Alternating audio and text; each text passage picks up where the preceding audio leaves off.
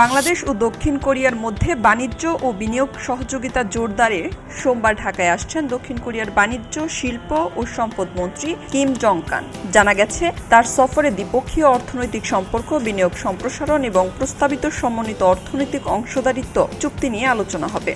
কূটনৈতিক সূত্র জানায়, সফরকালে দক্ষিণ কোরিয়ার বাণিজ্য মন্ত্রী বাংলাদেশের সরকারের সংশ্লিষ্ট মন্ত্রী ও ঊর্ধ্বতন কর্মকর্তাদের সঙ্গে বৈঠক করবেন। এছাড়া ব্যবসায়ী ও বিনিয়োগকারীদের সঙ্গেও তার বৈঠকের সম্ভাবনা রয়েছে। দুই দেশের আলোচনায় তৈরি পোশাক, প্রযুক্তি, ইলেকট্রনিক্স, অবকাঠামো, দক্ষ মানব সম্পদ উন্নয়ন এবং নতুন শিল্প খাতে দক্ষিণ কোরিয়ার বিনিয়োগ বাড়ানোর বিষয় গুরুত্ব পেতে পারে। বাংলাদেশ ও দক্ষিণ কোরিয়ার বর্তমানে সেপা চুক্তি নিয়ে আলোচনা চালিয়ে যাচ্ছে। দুই দেশের মধ্যে এ নিয়ে কয়েক দফা আলোচনা হয়েছে।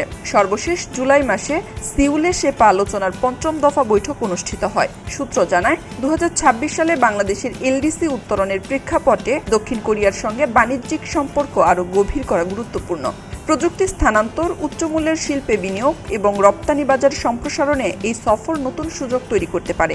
দক্ষিণ কোরিয়া বাংলাদেশের অন্যতম গুরুত্বপূর্ণ উন্নয়ন ও বিনিয়োগ অংশীদার। দেশটির বহু প্রতিষ্ঠান বাংলাদেশে উৎপাদন ও রপ্তানি খাতে কার্যক্রম পরিচালনা করছে।